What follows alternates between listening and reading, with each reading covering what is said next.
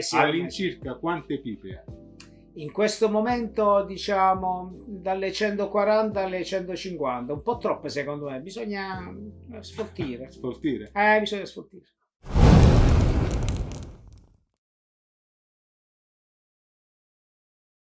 Amiche e amici di Pipe Online, benvenuti a questo nuovo video. Non capita tutti i giorni di avere l'opportunità di sedersi e conversare con qualcuno che ha dedicato gran parte della propria vita all'arte del lento fumo. Il fumo lento, come molti di voi sanno, è ben più di una semplice passatempo, ma un rituale che racchiude una grande cultura. E chi meglio di un fumatore storico per condividere con noi segreti e tecniche di questo mondo? Oggi abbiamo il privilegio di intervistare un custode del fumo lento, Marcello. Buonasera Marcello. Buonasera. Buonasera a voi. La prima domanda è forse la più scontata, diciamo. Da quanto tempo fumi? Allora, se non ricordo male, dei primi anni 80, 80-81. E come è iniziata questa passione? Diciamo, qual è stato il là che ti ha fatto iniziare? Per caso, ero passato davanti a un tabacchino qui a Foggia e avevo visto delle pipe in vetrina, ero rimasto affascinato. Allora avevo già smesso di fumare. Tramite un mio amico che conosceva il proprietario, lui mi disse: guarda, ti presento, andiamo a vedere magari se ti va. E lì comprai la mia prima pipa, me la ricordo ancora. Qual era questa pipa? La pipa era una Calibano, una canadese rossa, sabbiata, che conservo naturalmente nella mia collezione. Quindi diciamo fumi la pipa da oltre 40 anni. Sì, all'incirca quante pipe hai? In questo momento diciamo dalle 140 alle 150, un po' troppe secondo me, bisogna sfoltire. Sfoltire? Bisogna sfoltire. Quindi hai un'esperienza ultra quarantennale, diciamo, fumi da tanto tempo. Sì. 3 consigli per un neofita.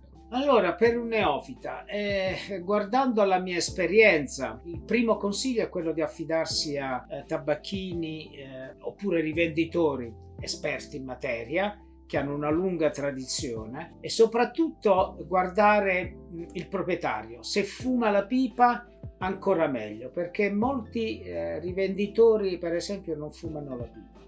Io questo l'ho notato girando parecchio per l'Italia. La maggior parte invece fumano.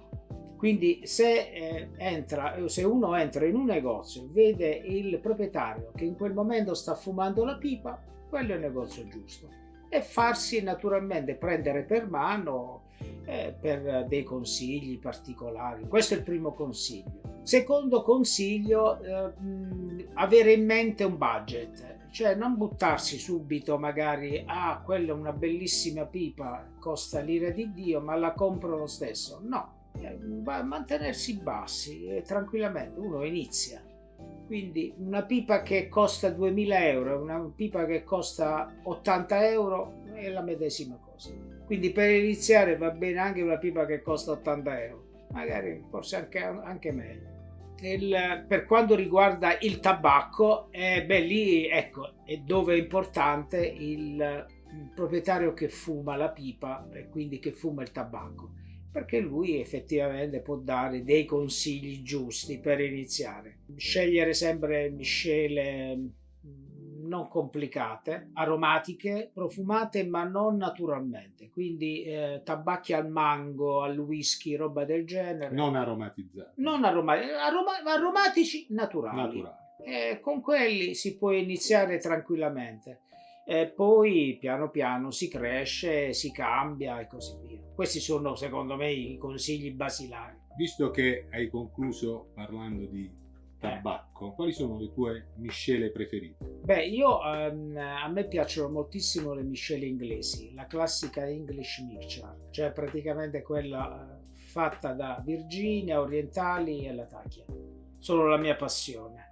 Anche la mia, ma penso anche quella di molti fumatori, diciamo, la maggior parte in là con gli anni, molti prediligono le sì, però devo dire, per esempio, fra i miei amici, soprattutto del mio club, il Fenice Pipa Club di Venezia, di cui io mi onoro di appartenere ormai da tanto tempo, Per esempio, molti di loro amano sempre miscele inglesi, però fatte di Virginia, di puro Virginia, di varie gradazioni.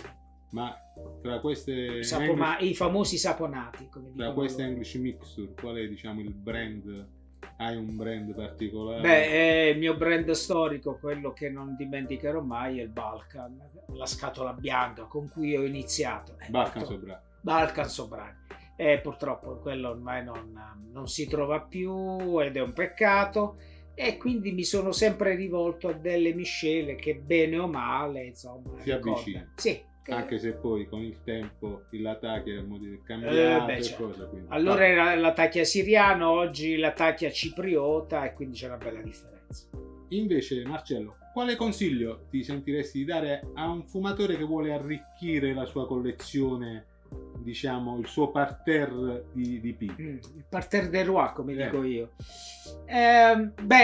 Questa è una domanda molto particolare, per un semplice motivo, perché ogni fumatore di una certa esperienza ha un suo percorso personale, quindi dare dei consigli è sempre molto delicato in questo campo. Però ecco, quello che posso dire a tutti quanti i fumatori che hanno un'esperienza come la mia è cercare di allargare la mente, cioè cercare di allargare la propria esperienza. Prima fumavo soltanto pipe a radica, ho iniziato con le pipe a radica e ho continuato su questo percorso.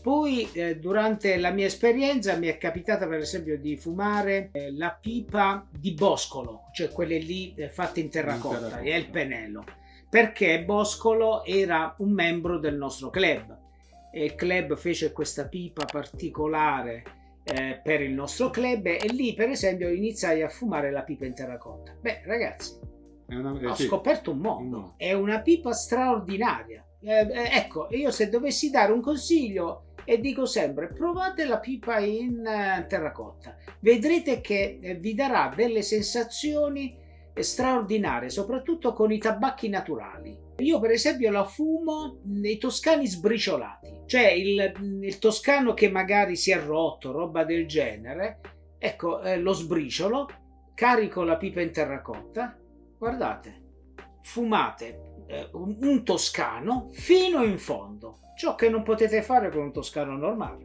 È come un po' fumare come le pipe in schiuma, diciamo, come resa ecco, ha quasi la stessa percezione dal punto di vista aromatico. Certo, beh, non proprio. Allora, lì poi c'è stato il terzo passaggio. Ho scoperto la pipa di schiuma. Anche qui, come dire, è stata una scoperta particolare. Allora, se non ricordo male, comprai la pipa presso un famoso tabacchino, diciamo del sud Italia, una pipa di schiuma, e cominciai a fumarla allora. Però col tempo, soprattutto con l'andare della fumata, cioè come lo chiamano tecnicamente col culotage, con l'annerimento della pipa, bene, la pipa di schiuma mi dava sensazioni straordinarie. Soprattutto non tanto con i tabacchi, diciamo le English mixture, però con le miscele inglesi di puro Virginia, la pipa di schiuma del massimo. Ma anche con il Virginia, solo Virginia in purezza, sì, è perfetto. È perfetto. Mi hai detto che sei un socio di un club, giusto?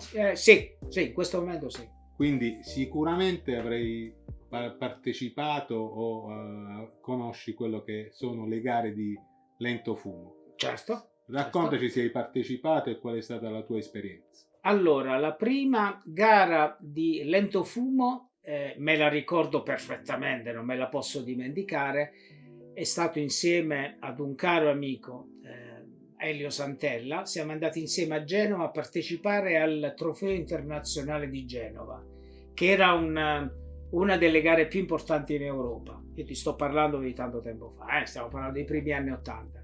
Quella è stata la mia prima gara e la mia prima esperienza. La pipa me la ricordo ancora, era una GBD liscia rossa, classica inglese, roba del genere, e il tempo che ho fatto era fra 50 minuti e un'ora. Non era eccezionale, però mi ricordo una cosa che mi rimase impressa. Da allora c'erano oltre 150 partecipanti. Mai più visti tante persone che hanno partecipato ad una gara, mai più. Quella è stata la mia prima gara e poi naturalmente piano piano ho partecipato a altre gare anche a livello nazionale fino a fare un mondiale, addirittura di club col mio club, il Felici Pipa Club. E dove si è svolto questo mondiale? In provincia di Treviso, Masier, se non ricordo male. Siamo arrivati quarti, niente male. Noi abbiamo parlato della gara di Lentofumo, però sicuramente ci può essere qualche amico che non è a conoscenza di questa gara. Raccontaci un po', diciamo, quello che è il regolamento, come funziona praticamente la gara di Lentofumo. Perfetto, va bene. Voglio precisare soprattutto una cosa. Chi partecipa alle gare di Lentofumo non fuma la pipa, ma la tiene accesa, che sono due cose completamente differenti. Fumare la pipa significa gustare il tabacco, le varie sensazioni. Nelle gare di Lentofumo invece uno è concentrato soprattutto nel mantenere vivo il tabacco, vivo, acceso naturalmente. Allora, il regolamento è abbastanza semplice. Si gareggia con una pipa billiard, approvata naturalmente, una pipa le cui misure vengono approvate a livello internazionale. In questo momento si gareggia con una Savinelli che, se non ricordo male, saranno più di 20 anni che mi sembra che si gareggia con questo modello. È classica sabbiata, niente di particolare. Questo per quanto riguarda le gare nazionali. Poi le gare internazionali è un altro discorso. Il regolamento dice che ci sono a disposizione di ognuno 3 grammi di tabacco, 2 fiammiferi e la pipa naturalmente. E il piggino, attenzione, il piggino viene dato direttamente insieme alla pipa, diciamo. Insieme alla pipa. Del kit. Fa parte del kit, cioè uno porta la pipa, se partecipa alle gare, insieme al tabacco danno anche il piggino, cioè uno non si può portare il piggino da casa, chiaro? Perché poi ci sono stati dei problemi in passato, niente di più. La gara consiste avere 5 minuti per preparare la pipa, quindi sbriciolare il tabacco. Mi raccomando, bisogna sbriciolarlo bene, poi quando è troppo umido diventa un problema. Sbriciolare, caricare la pipa, a quel punto lì si ferma perché 5 minuti per tutti, poi praticamente il commissario, diciamo, di gara dà il via alla gara.